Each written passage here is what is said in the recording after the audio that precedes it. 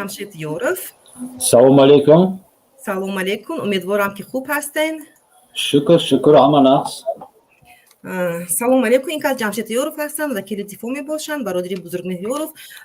جمشید یورف این حال هفته بزرگمهر یورف رفته ایستاده است. این رو نیز با مردم میگیم تا که مردم پیگیری نمایند و دستگیری نمایند که زندانیای سیاسی و اون زندانیایی که با جرم‌های بافته و ساخته محکم کرده شدند آزاد کرده شوند. سلام علیکم. جنبه حقوقیش خیلی هم ساده و کوتاه است. ببینید نام برنامه چی است؟ ابلاغ و قانون. ابلاغ قانونی نیست و قانون یگون مناسبت به ابلاغ ندارد. کوتاه برای همین شما رو دعوت نمودم. ببینید ما همیشه همه میدونند، همه جمعیت میدوند که ابلاغ غیر قانونی است و این را حتی حکومت هم تصدیق کردگی است. باور کنید. ببینید وقتی که ژورنالیستان یگان فعال جامعه یا اینکه در اینترنت یگان نوار اوید ابلاغ پهن می شود و اگر مراجعت کنم به همون سرداری کمیسریات حربی، به پروکراتور حربی، به یگان مقامات دیگر، در یگان مورد ما ندیدیم که اونها اعتراف کنند که ابلاغ شده است. یعنی که میترسند از همین عمل را اعتراف کردن، چون که خودشون میدونند که همین عمل یعنی که دزدیده از راه بردن این جنایت است. برای همین اونها یگان جواب نمیگن که این ابلاغ بود. اگر ابلاغ قانونی می بود اونها میگفتن که بله این ابلاغ بود، مطابق قانون ما مردم رو مجبورانه میقپیم میبریم ابلاغ میکنیم. در اصل این ابلاغ یک کلمه من نمیدونم، به فکرم از اون دورهای جنگ بزرگ وطنی پیدا شده است. وقتی که پارتیزان‌ها در جنگل‌های بلاروسیه و اوکراین مسکن داشتن و بازه داشتن، بعد بسیار هم زیق میشدن از کردارهای آنها، بعد ابلاغ میکردن. یعنی سراسر همون جنگل یک بار تازه کرده. کسی که در آنجا بغیر از حیوان باید بازداشت کرده میشد و به همون کمیسریات پلیس برده میشد و گستاپو. خود معنای ابلاغ چی است؟ بفهمیش شما. با توجه که چی؟ من دو فهمیش میدونم. ابلاغ از در زبان روسی همین خیلی هست که مثال شکار میکنند. شکار میکنند وایرا یگون جاندار را، گرگ رو مثال روباه را فلاژوک در چهار طرف میمونند، سگا رو سر میکنند. ابلاغ و اون دوره فعالیت مقامات گستاپو، اون پلیسیای دوره اکوپاسیون گرمانی فاشیستی. و ببینید چطوری گفتم حکومت هیچ وقت نمیگه که ما همین کارا میکنیم، برای که شرم میدارن از همین کارا اعتراف کردن، یعنی که قبول میکنن که همین غیر قانونی هست. و از روی جهت بعد از جهت قانونی بعد این خیلی نباشد که آدم با دعوت حربی با خدمت حربی دعوت کنی ولی او را به یگان دعوتنامه از کوچه قپی. شاید همین آدم اگر دعوتنامه را گیرد رفتنی باشد، شما او رو همچون یک جنایتکار میقپید از کوچه، یکم او بروش را پس میکنید در نزد جامعه. کسی بیند میگه که یک عمل کرده است، جنایت کرده است و در نظر دیگران او یک شخصی میباشد که از خدمت حربی میگریزد، قرض وطن رو اجرا نمیکند. حالا که مطابق قانون اول باید دعوتنامه حربی فرستاده شود به او، به منزلش. اقلا یک شخصی با بلاغت رسیده از 18 بالا اگر خودش هم نباشد او رو قبول میکند، وظیفه دار میشود که دعوتنامه را به او میرساند. بعد وقتی که این شخص دو مرتبه اقلا با سبب های ناعذرناک با کمیسریات حربی به وقت گفته آنها حضور نکرد، موادهای این پرونده سرکشی کردن رو به پروکراتور میفرستاند. پروکراتور پرونده اویدی سرکشی کردن از خدمت حربی آغاز میکند و مقامات تفتیشاتی پروکراتور تعیینات یا فرمایش به کارمندان کوفتکوبی جنایتی میفرستاند که همین انسان بازداشت کرده شود. بعد کارمندان میلیسیا یا اینکه پلیس، نمیدونم کدام درست بگم، میلیسیا یا پلیس تاجیکستان این شخص رو دستگیر میکنند. همون نموده که دستگیر میکنند در همون ویدیوهای تاجیکستان، با زوری، با کشیدن، کسی او رو پشتیبانی میکند، اون رو تله دادن، مجبور دست و پایش رو میپیچونند، بعد گرفته میبرند. ولی نه به کمیسریات حربی باید برند، بلکه به شعبه کارهای داخلی برند برای پرونده آغاز کردن. درست. انا این طرزی درستی با خدمت حربی یا جلب کردنی اون شخصی که از خدمت حربی میگریزد. ولی وقتی که انسان دعوتنامه خدمت حربی پویسکا با военкомат نگرفته است و او رو در کوچه فقط با تشخیصی همین رویکی کدام شخصی که نمیدونیم چی مسئولیت دارد فقط از نمودت میبیند که انا همین آدم میشود اینو میگیره میبریم آیا این حجت دارد ندارد اینا دیگر کس در کمیسیونیت حربی حل میکند. اینجا یک کاری کروپسیونی هست. بسیاری همینا علاقه در رفتی راه از جای بازداشت شده شدن تو کمیسیونیت حربی آزاد میشوند با دادن پوره یا که وعده دادن پوره. قسم دیگری آنها در داخل کمیسیونیت حربی همین خیلی آزاد میشوند و فقط یک یا دو کس با خدمت حربی میرود. یک راهی کروپسیونی هست که نه مقامات کمیسیونیت حربی از این دست کشیدنی هست نه حتی خود همون نهادهای دولتی حکومت محلی که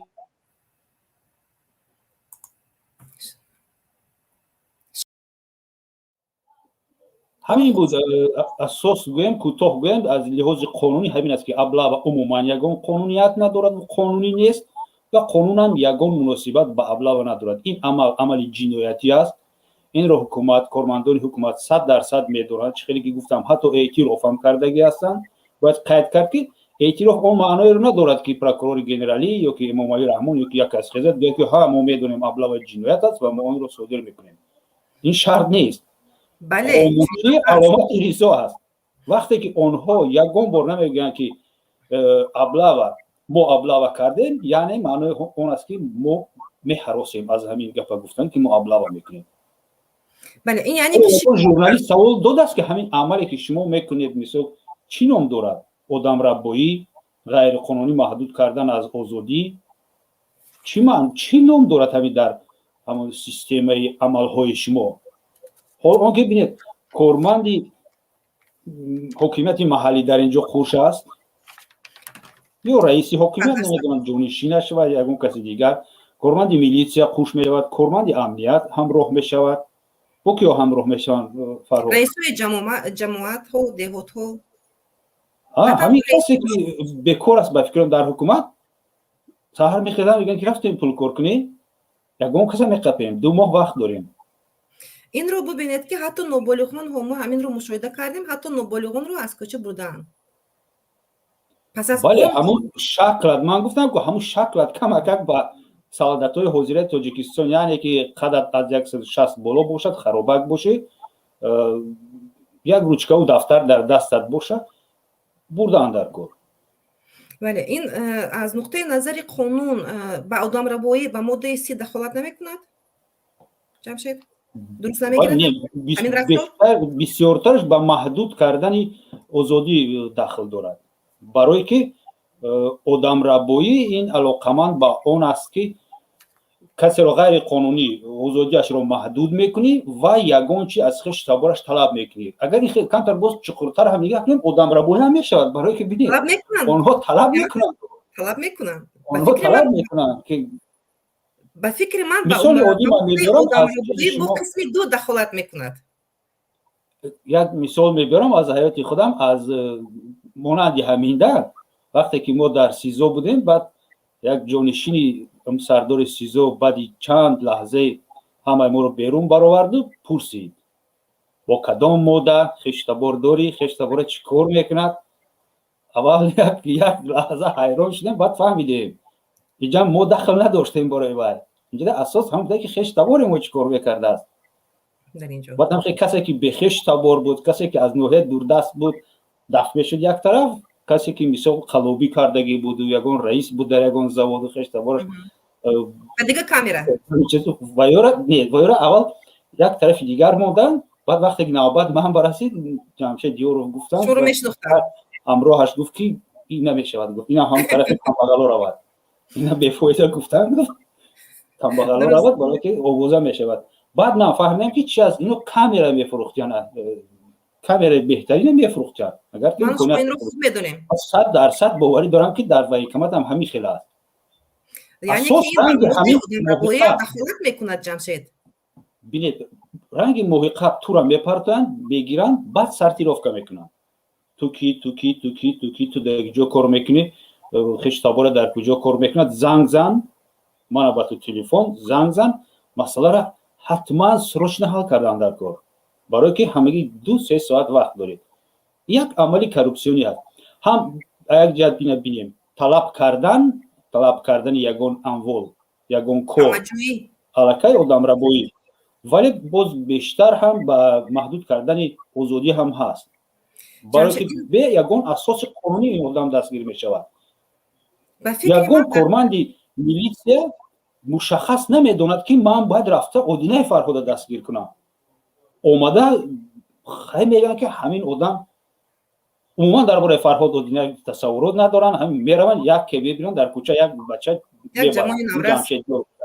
یک دیگهش فرهاد آدینه بوده یک تاش محمد اقبال از افغانستان بوده است فرقش چی بردن میگیریم بعد در همونجا سرتیروفکاشون میکنیم جو به جو میکنیم جمشید به فکر من اینجا به نظر من گیریم اگر هر دوم یوریست هستیم ماده 130 آدم ربایی دیده می شود در همون نفرانی که ابلاغ میکنن به مردم فهم شود ماده 131 غیر قانونی محروم کردن از آزادی دیده می شود درست و اینچنین ماده 147 ویرون نمودن دخل ناپذیری منزل زیرو و میدارن زده به خانه‌شون شب و نیم شب نمیگویم از جوگه خوبش گرفته میبرن این هم دیده میشود و ماده 316 برآمدن از حد وکالت‌های منصبی این رو ببینید در همه یک رفتاری که با نسبت مردم کرده ایستادن و طولهای چندی سال کرده ایستادن مردم ما میبخشن نمیخوام نسبتشون سخنی چی بگم رفته ایستادیم 4 ماده در رفتاری همه مشاهده کرده می شود لیکن من و شما و دیگر جامعه شهروندی یگان مراتب شنیدیم از اینترنت از دیگه جا که نسبت فلان با همین ماده ها ما پرونده جنایتی آغاز نمودیم یا که یگان چهارا دیدیم یگان جریمهش کردیم حد اقل من نشنیدم شخصا بایش فرض میکنیم که ابلاغ از بین رفت چی فلاکتی می شود در سیستم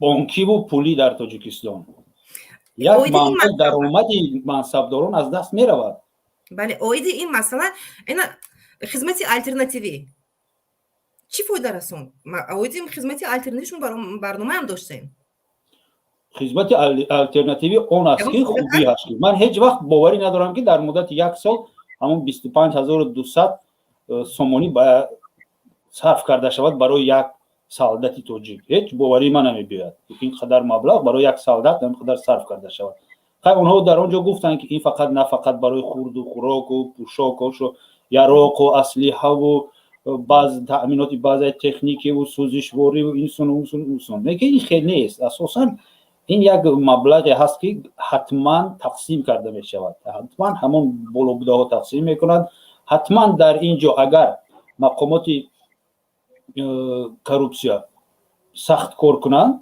اگر اونها هم منفعت دار نباشند سخت کار کنند باور کنید چقدر تقلب کاری و چقدر جنایت ها در ساحه من همین سپاریدن مبلغ اضافه نویسی و کیتانسی های غیر قانونی و قلبکی فوش کردن ممکن است چقدر مردم با سپاریدن مثلا 10,000 میتوانند که علاقه گویا حجت گیرن که 25200 سومون سپاریدن این سوسو نه که کسی همین کارو نمیکند ببینید درباره ابلاغ توغری گفته ابلاغ حکومت میدونه غیر قانونی رسما هم گویم اعتراف کرده است ولی یگون کسی نمیقپن همین قدر ببینید در ویدیو در اینترنت یک نوار پهن شده یک ماشین میگذرد سوی دختر یک گپ میزنه ای دختر تو چه زیبایی تمام دختر گویا خفه شد این مردک رو میقپن حالا که این پسر خیلی با آفریده خداوند یک چیز خوشی خداوند آفریده است مهر خود را نشان داد که شکری الله خیر خداوند در یک چیز خوشی رو آفریده او آدم خوشرو بگن خوشرو درست این دشنام داده همون لحظه پگاهش میقپن و فقط گپ گویا پرتفته است پگاه ما باید میبینیم با دستای بستگی در نزد رسم میگیرن در ایبس رسم میگیرن که آخر این جنایتکار اشدی نیست که گریزد چی بابای شما دستایش بستید این خلق ما اونقدر هم حقوقی دانش حقوقی کافی ندارن فکر میکنن آدم کشته است چیکار کرده است این خیلی نه که کسی رو تعریف کرده است این آدم میقپن وقتی که ابلاغ میشود صورت و ویدیو ابلاغ پرتفته میشود نه پگاه 8 ماه میفهمیم، نه 6 ماه پس میفهمیم، نه عموما 10 سال پس نمیفهمیم که این مردم کی بود، برای چی این آدم رو دزدیدن. پگاه من یک گروه جنایتی تشکیل کنم و همین مدت به همین 2 ماه بهار، 2 ماه تیر ماه و شکار آدمام دارم، بای بچه ها رو مثال میدوزم، یگان کسی چی نمیگه، ابلا میگم تمام میگیرم میبرم شده پدلا میپرتم، از خش تبرش پول طلب میکنم. من دویمش میگیرمش چوکش میکنم، دلش گرشه در یخ جو میکنم، ترانسپلانتاسیا ارگانов، یعنی که دلش گرشه با اسرائیل یا گنج دیگر میفروشم. کی گارانتی میتید، کی کفالت میتید که همین آدمانی که بازداشت کرده بشوند نه پدولی خیروگیا میروند و نه میدونم نه یگان پدولی دیگر برای طلبی مبلغ. حکومت یگان وای نمیکند، یگان تفتیشات نمیبرد، کفالت نمیتید، کفالت هم دادن نمیتونه، تفتیشات نمیبرد. خیلی که محمد اقبال و بچه افغان رو بردن اول به شعبه جنایتی، درست؟ به کمیسریات برای چی؟ و بچه رو به شعبه جنایتی بردن، تفتیشات های جنایتی. اینجا باید رشوه هیچ چی گفته نمیشود. این مقامات های ما عموما از روی یک نرم و معیار قانونی کار نمیکنند. ما نمیتونیم پیشگویی کردن، ما میتونیم پیشگویی کنیم که کی مهتاب آفتاب رو میگیرد انیق، ولی که ما نمیتونیم پیشگویی کنیم که کمیسریت حربی چی کار میکند و یا اینکه شعبه کارهای داخلی ناحیه سینا پگاه چی کار میکنند اگر یک کسی رو بازداشت کردن. نظر شما چی است؟ چی میگوین به پیشنهاد عظیم جان؟ خیلی خوب است، فکری خوب. و من باز یک ایلوه دیگه هم دارم، چون تجربه روسیه ما که همه قانون ها ما خیلی که جمشید گفت قانون ها و همه چیز رو از روسیه کپی میکنیم، چرا باید جنبه های خوبترش هم نگیریم؟ برای مثال غیر از اونه که در روسیه حوزه خدمت حربی 1 ساله شده است، باز ببینید باز چند برای نفرانی که خدمت کردن چند پریویلگیا دارن. دستاورد تو بله درست جمشید؟ پریویلگی دستاورد میشود به توجی که نه امتیاز بله چند امتیازات دارن. چرا؟ ببین اگر شما خدمت کرده باشه، خدمت نکرده باشه در ارگان کار کردن نمیتونه، یعنی میلیسیا این چیزا حتی در کارهای عادی شما در روسیه خب غیر از اونه که افسر دارد با پراپورچیک دارد، سرجانت هم میتونه که راه رو نظارت میکنن، پی پی اس میگه شما. خب در اون جبهه هم کار کردن نمیتونید، در ام چی اس کار کردن نمیتونید، در خب پژارنی بریگاد کار نمیگیرن. اصلا در کارخانه های دولتی کم نفرانی را کار میگیرن که بین بلیت نداشته. بین بلیت یک چیزی اساسی شده برای در کار در اومدن. خب این یک امتیازهایی هست که شهروندان رو وادار میکنه برای رفتن به خدمت. خب بعد اونه که اگر شما خدمت کرده باشه علاوه بر اون اگر در نمیدونم ام چی اس خب پژارنی یا اینکه نمیدونم در پلیسیا کار کنه، برای داخل شدن به دانشگاه‌های دولتی باز امتیاز پیدا میکنه. یعنی چند امتیازهایی هست که از همون خدمت حربی وابستگی داره. شما اگر بخواید که راحت در دانشگاه به پول اگر بخونید به طور بودجوی باید که خدمت کرده باشه. این یک راههایی است که میتواند جوانها را جلب کند برای خدمت کردن. دیگر ابلاغ هم لازم میشود چون میرن خدمت میکنن به خاطر که در یونیورسیته در به امتحان قبول کرده شود، یعنی که به امتحان میگیرن، فقط در بودجت میخوان، پولاتی نمیخوان، بودجت میخوان، چون به امتحان اصلا دیگر نمیشد همه را فقط به خاطر خدمت کرده سواد دارن. به امتحان که قبول کردن یعنی که کسی دانش دارن، اگر رشوه برداشته شود از همون دانشگاه هم با دانش خود دوام میده. درست؟ اینش هم هست. مسئله امتیاز گفتید من شونده بودم، چون این امتیازها در دهات شونده بودم، در شهر توس قبوتیان نفران را میبردن به خدمت حربی، وعده میکردن که با اونها زمین میدهند باز یگوچه دیگر، لیکن چون این حادثه هم شده بود که خدمت کردن یگون زمین یگون چی نیست، امتیاز فقط در دهان بود. در ولی لفظ این امتیاز شرطو لفظی رو فقط از طرف شرطوز از طرف ایسفرا و از دیگر جوها هم شنیده بودیم. تو این حالت ها هم شدگی بود. بله. خب جمشید شما چی میگویید؟ چی پیشنهاد دارید؟ 1 دقیقه فکر دارید؟ فرهاد 1 دقیقه یکم گپ زنید. نه مسئله گپ زدن باشه این کار نمیکنیم. باز من میگم اینجا ابونه شویم به کانال، پیگیری نمایید. یک چیز دیگه گفتم جمله نگوین که اینها خوین هستن به کانال من. دیروز همین برنامه رو در پرنده‌های موجیر واقعا ممکن شما تماشا کرده باشین، مشاهده کردن. به فکرم دیدین. بله من شنیدم. در حقیقت بسیار نفران برآمدن از طرف چه گفتم من میخوام کمتر خوبتر کرده گورم یخکیتر как это сказать نفرانی برآمدن که بسیار تنقید کردن سایما رو برنده رو. یعنی که تو سطر میکنی تو باید در خانه بشینی، سطر میکنی باید در خانه بشینی حرف نزنی عموما یگان کار نکنی فقط تولد کنی تمام.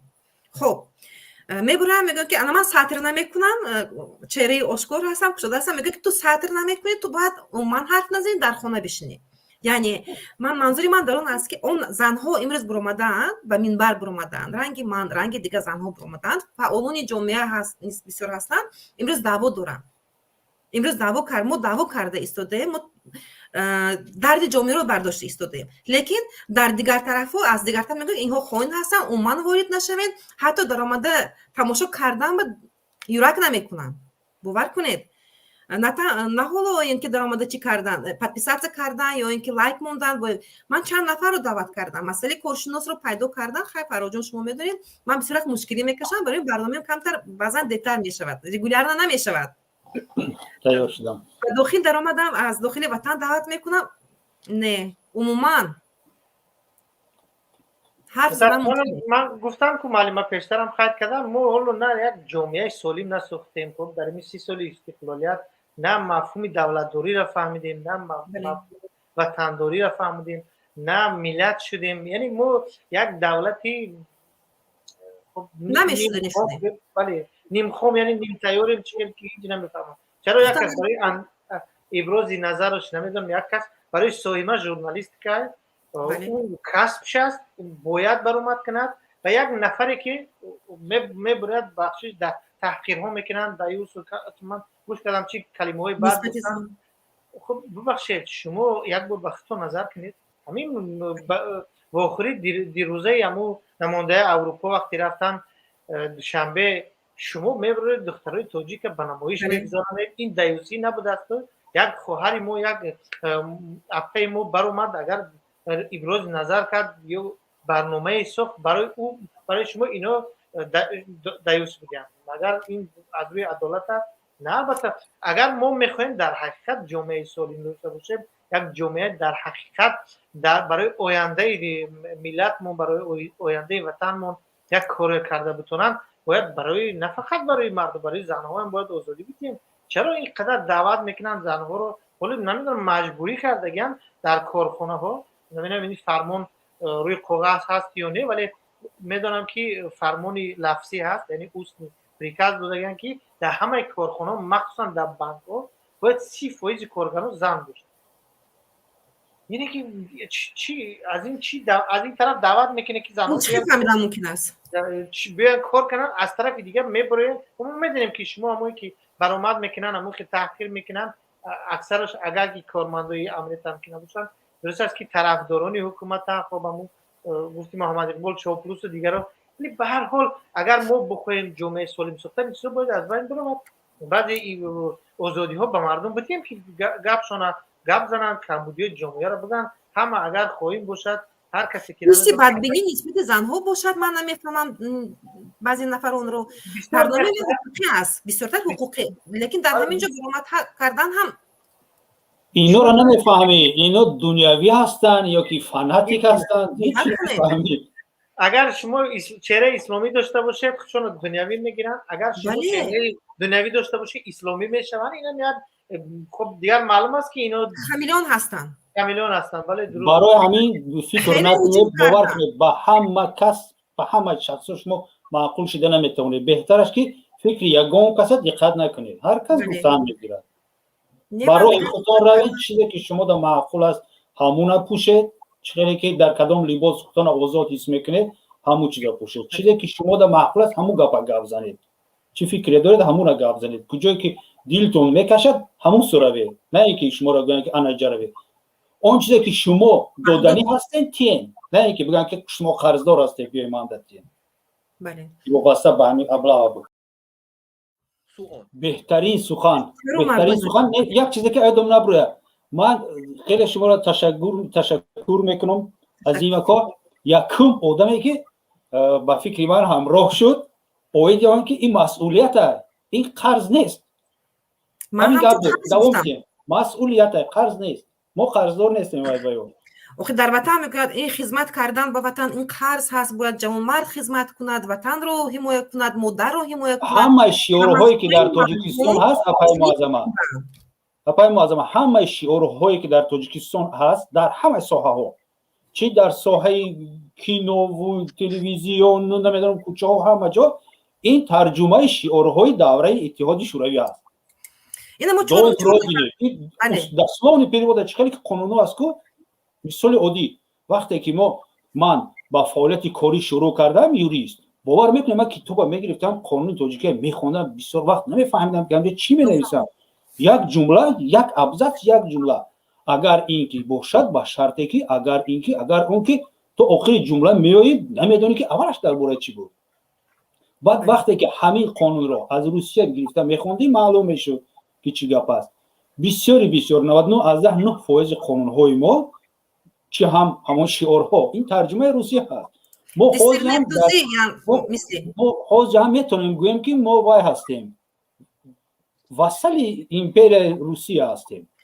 пешам соли 800 чанд намедонам 1880 чанд империяи Николай як рус осиёи миёнаро забт кард ва гуфтанд ҳамроҳ шавӣ. баъди вай иттифоқи шӯравӣ омад гирифт маҷбур, ҷумҳурии халқи бухороро маҷбур кашида гирифт. баъди вай иттиҳоди шӯравӣ бози русия ҳамон чизе ки ҳаст дар ҳамин шакли давлатдорӣ мо ҳам шакли давлатдорӣ ҳамон русия аст. ҳамон шиорҳо ҳама чизо аст ба монанди қарзи ватану нағзаш мури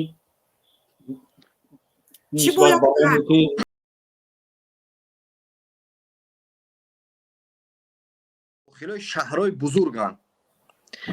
як суол ҳамино чӣ функсияро иҷро мекунанд дар шаҳри Душанбе? идораҳои давлатиро дар вақти лозима ба ҳамин муҳлати оперативӣ метавонанд ҳимоя кунанд. як қасри президента ҳимоя мекунанд, аэропорт, почта, мост, бахшиш мост нест. ин ҳам давраи революция додам расид аз Ленин. якум почтаро гиред гуфтааст, телеграфро гиред, мостаро вайрон кунед ва дворецоро гиред. дар Душанбе ҳамин аст, не ки дар дигар ҷо намедонам барои чӣ.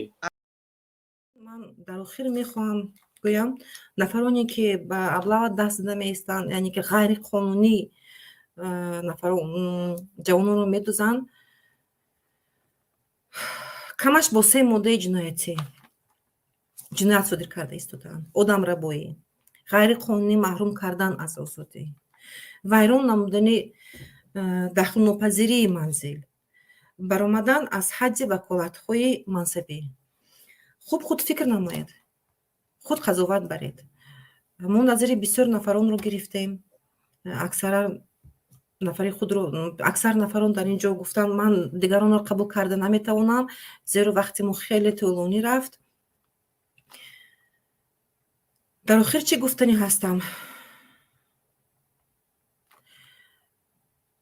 намегӯям ман бояд низом нав шавад. ман намегӯям ки ягон нафар истеъфо диҳад ё ин ки бо ягон чизи дигар низом нав карда шавад. пурра низом нав карда шавад. фаъолони ҷомеаи шаҳрвандӣ садо баланд намоянд. мардум дар як тараф наистанд, хомӯш наистанд. яке аз роҳҳои ҳалли мушкилоти оид ба аблағ ва дигар мушкилотҳое ки дар тоҷикистон ҳаст ҳамин ҳаст. хуб дӯстон, дар ҳамин ҷо бо шумо хайру манзур мекунем. во мехӯрем дар ҳафтаи оянда ман боз як барномаи ҷолиб баҳри шумо омода карда истодаам. умедворам ки ворид мешавед, фаъол шавед ва ман ба қадри имкон комментарияи шуморо мехонам ва кӯшиш мекунам ҷавоб нависам ба онҳо. дар кадом мавзӯъ шумо мехоҳед бештар маълумот пайдо намоед ё ин ки мо суҳбат кунем, лутфан дар таги комментариҳо нависед. Зиндаву саломат бошед, сарбаланду обод бошед. Хуб, то вохӯрӣ то ҳафтаи